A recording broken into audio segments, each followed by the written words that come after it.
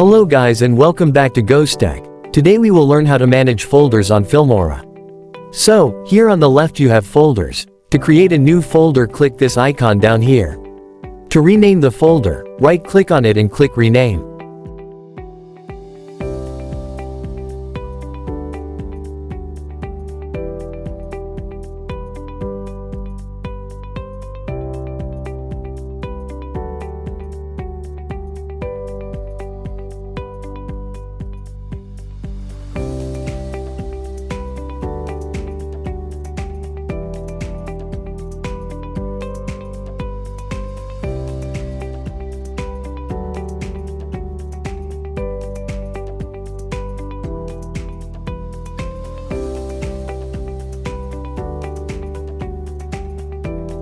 Those are your folders. You can also move them up and down how you want.